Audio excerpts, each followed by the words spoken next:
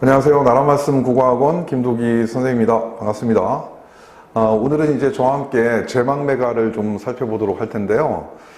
이 제망매가는 미래엔 교과서 고1 국어의 6단원 옛노래 3편에 해당하는 작품이죠. 그래서 여러분들 2학기 중간고사를 좀 대비하는 어떤 미래엔 교과서를 가지고 대비하는 친구들을 위해서 제가 이렇게 좀 강의를 이렇게 좀 촬영을 해서 업로드 하는데요. 꼭 미래엔 교과서가 아니고 고1 학생이 아니라고 하더라도 이 제망매가 같은 경우에는 또 문학성이 있고 또 향가를 대표하는 어떤 작품이기 때문에 이 작품에 대해서 또 배워두시면 여러모로 좀 도움이 되지 않을까 싶습니다.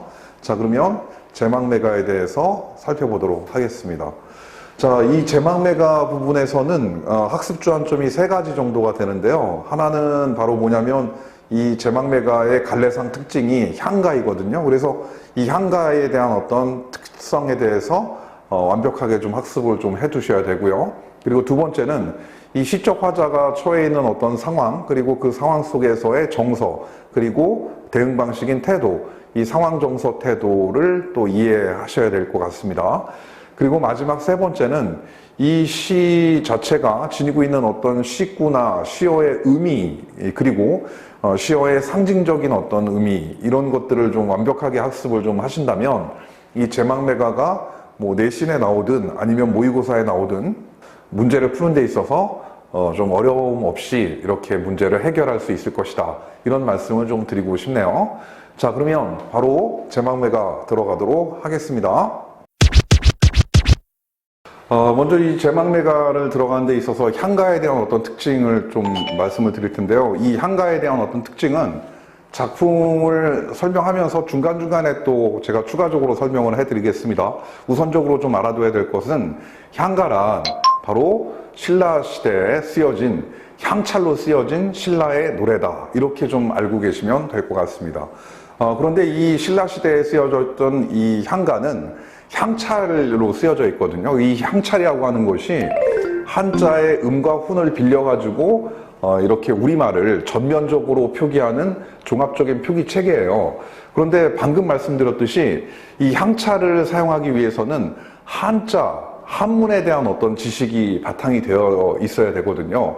그래서 당시에 신라시대에 이 한문이나 한자를 알 수 있는 엘리트층이라고 할 수 있겠죠. 뭐 귀족이라든가 아니면 화랑이라든가 아니면 뭐 이런 승려, 당시에는 승려 계층도 엘리트 계층이었거든요. 그래서 이런 어떤 계층들만이 이 향가를 향유했다라고 좀 여러분들이 알고 계시면 될 것 같아요. 그래서 이 제망매가의 작가인 월명사 같은 경우도 이 사자가 바로 스님, 승려를 나타내는 거거든요. 그래서 월명이라고 하는 승려가 이 작품을 썼다라는 걸 통해서도 우리가 바로 이 향차를 사용할 수 있는 식자층에 해당하는 스님이 이 작품을 지었구나, 이렇게 좀 알아두시면 될 것 같습니다. 자, 그러면 이제 작품 들어가도록 할까요? 자, 제목을 먼저 보면 제망매가라고 되어 있습니다. 그랬을 때 이 제라고 하는 것이 바로 제사를 지낸다라는 뜻이죠. 그리고 추모를 한다라는 의미도 있습니다. 그 다음에 망매, 이때 망자가 어떤 죽음을 의미하기도 하는데요. 그랬을 때 이 매가 누이를 지칭합니다. 그래서 죽은 누이를 추모하는, 또는 제를 올리면서 부른 가, 노래란 뜻이죠. 그랬을 때 이 누이는 물론 손 위에 누나도 있고요, 손 아래 여동생도 있는데 여기서는 바로 손 아래 여동생을 지칭합니다. 자, 그리고 아까 얘기했듯이 작가를 보니까 월명사라고 해서 월명이라고 하는 승려가 쓴 작품이 되네요. 자, 그러면 이제 또 본문 들어가기에 앞서서 제가 짧게 이 제망매가를 또 이해하는 데 있어서 도움이 되는 배경설화를 좀 말씀을 좀 드릴게요. 이 월명사 이분이 실제 여동생이 좀 급작스럽게 돌아가셨다고 합니다. 이 누이가 요절해서 막 너무 슬퍼하다가 이제 이 누이의 죽음에 이제 장례를 치르는 어떤 과정 속에서 뭐 제도 올리고 뭐 이렇게 스님으로서 독경도 좀 하고 이렇게 하다가 마지막에 당시의 풍습에는 죽은 이를 위해서 이렇게 저승길 가는 노잣돈 쓰라고 지전을 불태우는 어떤 풍습이 있었나 보죠. 그런데 이 월명사가 슬퍼하면서 누이에게 지전을 딱 불태우면서 하늘로 이렇게 띄었는데 바람이 그때 확 불었다고 해요. 그래서 이 바람이 불어가지고 그 지전을 서쪽으로 막 이렇게 몰고 가는 모습을 월명사가 보고 이렇게 깨달았다고 합니다. 원래 불교에서는 이 서쪽이 바로 극락세계, 서방정토, 미타차라고 이 작품에 나오는데 서방정토 극락세계에 해당이 되는 거거든요. 그래서 지전이 서쪽으로 가는 모습을 보고 야, 우리 내 동생이 죽었지만은 좋은 곳으로 갔구나. 그래, 조금만 기다려라. 이 오빠도 돌을 열심히 닦아서 너가 본 극락세계에 나도 갈 테니 우리 그곳에서 만나자 라고 하는 그런 어떤 마음을 이렇게 이 작품에 담았다고 합니다. 이 내용을 제가 들려드린 이 내용을 좀 생각하시면서 이 작품의 구절과 시어들을 보면 더 깊이 있고 쉽게 이해할 수 있을 겁니다. 자, 그러면 이제 본문 가도록 할까요? 자, 그러면 먼저 1행에서부터 4행까지를 좀 볼 텐데요. 이 1행에서부터 4행이 바로 기서결의 3단 구성에서 기 부분에 해당이 됩니다. 여러분들 이 향가는 이 지금 우리가 배우는 제막매가는 이 19채 향가이거든요. 그래서 이 19채 향가인데 향가에는 4구채 향가도 있고 그리고 8구채 향가도 있고 그리고 지금 보는 것처럼 19채 향가도 있습니다. 그래서 이 19채 향가가 가장 발전된 형식, 그걸 우리가 정제된 어떤 형식이라고 하거든요. 그래서 가장 발전되고 정제된 어떤 형식의 향가다. 그래서 이 19채 향가는 또 별칭이 또 있을 정도로 사내가로 이렇게 불릴 정도로 19채 향가 자체가 이 향가 중에서는 가장 발전된 어떤 양식이다라는 거 좀 알아두시면 되겠고요. 이 19채 향가의 어떤 또 특징도 시험에 또 잘 나오는데 그 중에 이제 하나가 바로 3단 구성으로 되어 있다. 이렇게 좀 알아두시면 될 것 같아요. 3단 구성으로 되어 있어서 기서 결의 어떤 구성으로 되어 있다. 이렇게 좀 알아두시면 되겠고요.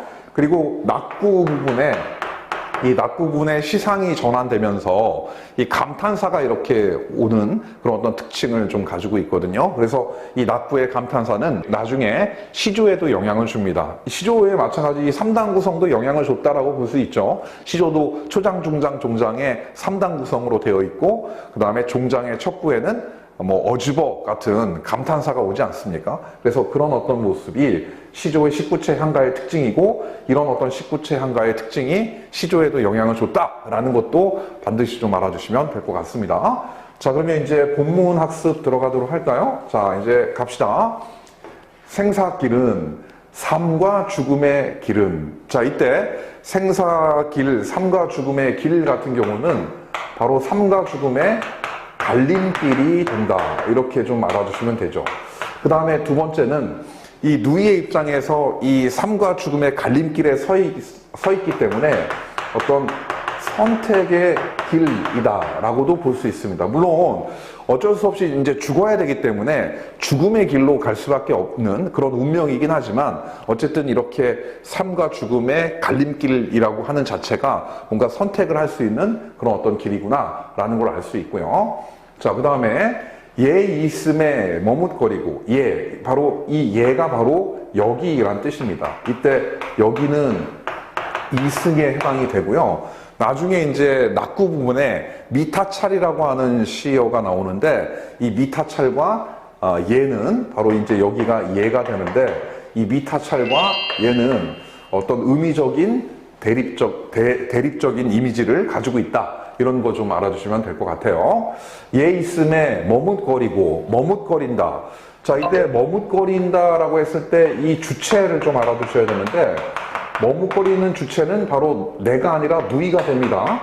누이가 머뭇거리는 거죠. 근데 왜 누이가 머뭇거리느냐? 그렇죠. 여러분도 뭐 우리가 좀 생각을 해보면 누이의 입장에서 지금 삶과 죽음의 갈림길에 섰다가 죽음의 길로 가야 되지 않습니까? 이제 요절했으니까. 그런데 사람이 죽음의 길을 간다는 거는 가고 싶지 않잖아요. 막 머뭇거리고 가고 싶지 않아 하죠. 그렇기 때문에 이때 머뭇거린다라고 하는 것은 왜 누이가 머뭇거리느냐?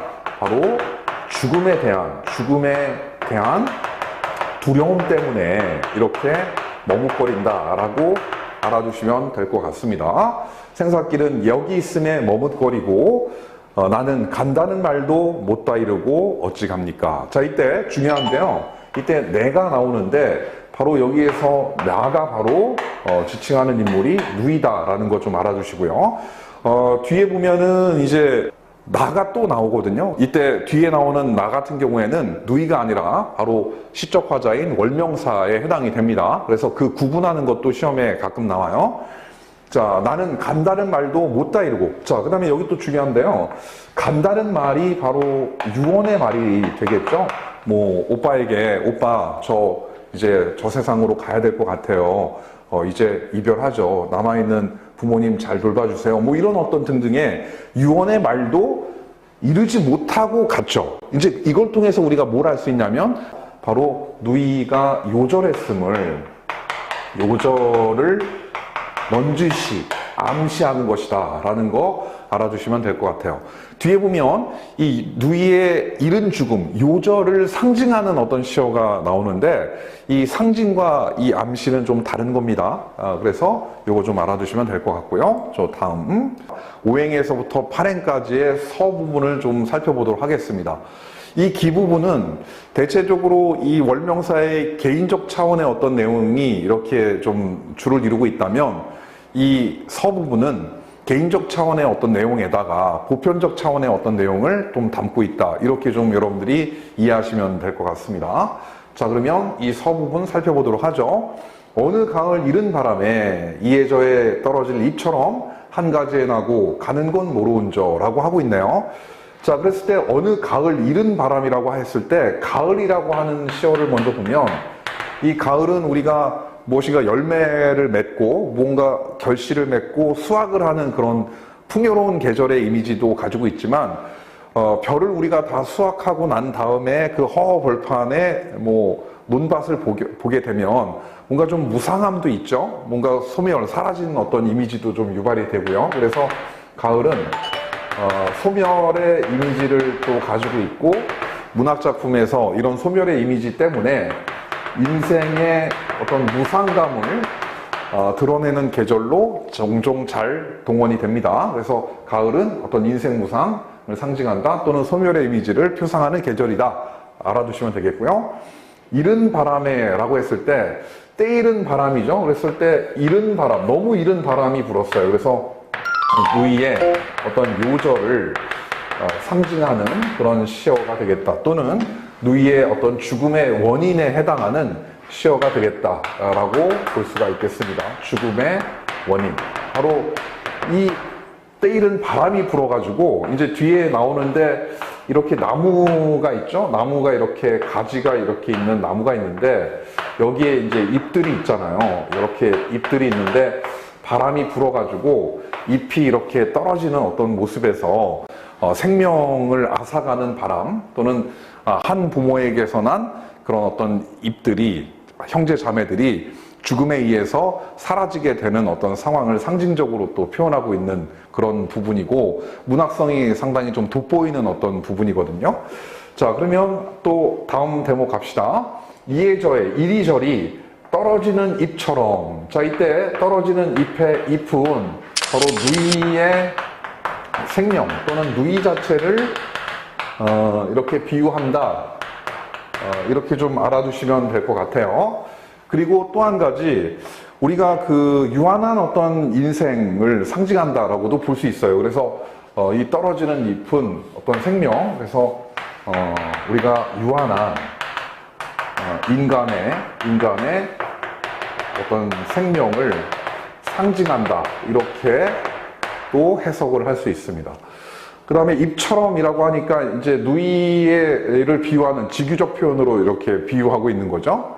한 가지에 나고서, 한 가지에 나고, 한 부모에게 나고서. 그래서 이때 한 가지는 한 부모를 비유한다라고 볼 수 있습니다.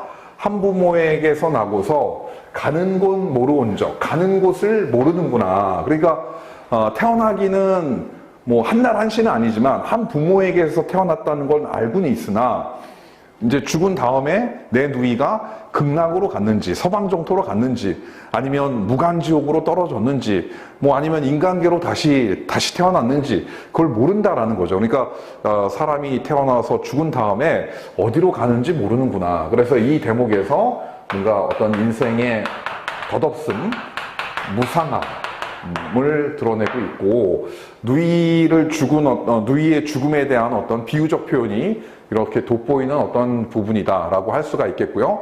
아까 보편적 차원의 내용이다라고 얘기했는데, 그렇죠. 이것은 월명사와 누이만의 어떤 문제는 아니죠. 모든 인간이 한 부모에게서 태어났지만 누구에게서 시작되어 있는지는 알지만 어디서 끝나는지는 모르는 그런 어떤 무상감을 드러낸다는 것은 단지 월명사와 누이만의 어떤 문제는 아니기 때문에 보편적인 차원의 내용을 담고 있다. 이렇게 또 알아두시면 될 것 같아요. 바로 비유적인 표현을 통해 가지고 인간의 어떤 그런 죽음에 대해서 또는 인생의 무상감에 대해서 보편적 차원으로 확대해서 내용을 전개한다. 이렇게 알아두시면 될 것 같습니다.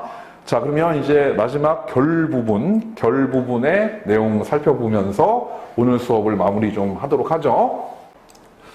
자, 마지막 결 부분을 가도록 하죠. 자, 미타 차례에서 만날라 도 닦아 기다리겠노라. 자, 이때 라고 나왔네요. 그래서 이게 감탄사를 사용하고 있고요. 이 결구를 우리가 다른 말로 또 낙구라고 하는데, 이 낙구에 감탄사가 오는 게 십구체 향가의 또 특징이다라고 앞서서 말씀을 드렸어요.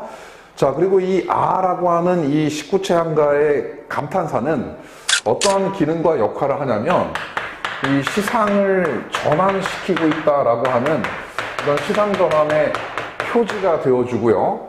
동시에 어떤 시상을 집약하는 그런 정서를 집약하는 어떤 역할을 하고 있습니다. 그러니까 무슨 얘기냐면, 시상이라고 하는 것이 바로 뭐냐면 작가나 또는 시적 화자가 말하고자 하는 중심 내용 또는 주된 정서, 이런 것들을 우리가 시상이라고 하거든요. 그랬을 때 여기서는 정서라고 한다면 앞에 기와 서 부분이 좀 부정적인 어떤 그런 감정을 좀 토로했지 않습니까? 그런데 이 결 부분에서는 그런 부정적인 감정을 종교로 극복하는 어떤 내용을 이렇게 드러내기 때문에, 그래서 시상이 전환된다라고 볼 수 있고요. 그리고 뭔가 깨달음의 아거든요. 이때 아는 또 여기서도 시험에 종종 잘 나오는데, 이때 아가 어떤 비탄, 슬픔, 막 이런 어떤 비탄과 슬픔의 아가 아니고 라고 하는 어떤 깨달음의 어떤 아이기 때문에 시상이 또 집약되고 시상이 전환되는 표지가 된다라는 거 좀 알아두시면 될 것 같아요.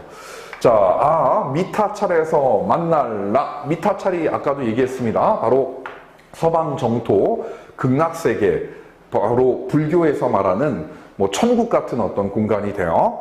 거기서 다시 재회할 내가, 이때 나도 중요합니다. 이때 나는 바로 누이가 아니라 화자 자신이다. 그러니까 화자 자신을 여기선 나라고 지금 표현하고 있는 겁니다. 그러니까 화자가 작품 안에 직접적으로 노출이 되고 있네요.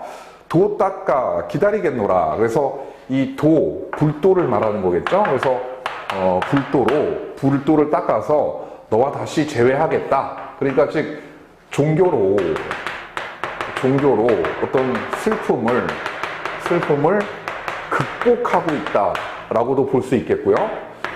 또는 재회에 대한 어떤 소망 또는 재회에 대한 어떤 믿음을 드러내고 있다. 이렇게 볼 수가 있겠고요. 또는 어떤 인생 무상감을, 무상을 종교로 극복했다라고 이렇게 얘기해도 크게 틀리지 않습니다. 그래서 종교로 슬픔을 극복하고 있다. 마지막 낙구, 재회의 소망과 믿음을 드러내고 있다. 또는 인생 무상의 마음을 종교로 극복하고 있다. 뭐 다 해당이 된다라고 이렇게 말을 할 수가 있을 것 같습니다. 자, 그 다음에 한 가지 더 말씀드리면, 이렇게 미타 차례에서 다시 만난다라고 하는 부분에서 우린 또 물론 아까 이 작가가 월명사 승려이기 때문에 여기서도 이제 불교적인 윤회 사상이 이렇게 드러나고 있다. 이렇게 볼 수 있겠죠? 그러니까 불교의 윤회 사상이라고 하는 것은 뭐 전생, 그 다음에 현생, 그 다음에 후생, 내생이 있는데 이렇게 업보 때문에 돌고 도는 거죠. 그런데 이런 어떤 돌고 도는 업보를 깨달음, 해탈을 하게 되면 바로 그 윤회 업보를 끊어버리고 극락세계에 이제 간다라고 하는 것이 불교의 기본적인 어떤 그런 믿음이잖아요. 그래서 여기서도 화자 자신이 이런 불교적인 윤회 사상을 통해서 이런 윤회의 고리를 끊어버리고 극락세계에서 다시 만나자라고 하는 이런 마음을 드러내고 있는 그런 작품이 되겠습니다. 자, 이렇게 해가지고 여러분들 미래엔 교과서 고1 국어 옛노래 3편 중에 제망매가를 좀 살펴봤습니다. 이 수업을 통해 가지고 여러분들 이번 중간고사에서 뭐 좋은 성적이 좀 나오시기를 기대해 보고요. 그리고 다음에도 또 이어지는 어떤 수업을 통해서 여러분이 또 내신을 준비하는 데 있어서 작은 도움이 되었으면 합니다. 자, 오늘 수업은 여기서 마무리하도록 하겠습니다. 자, 수고 많으셨습니다.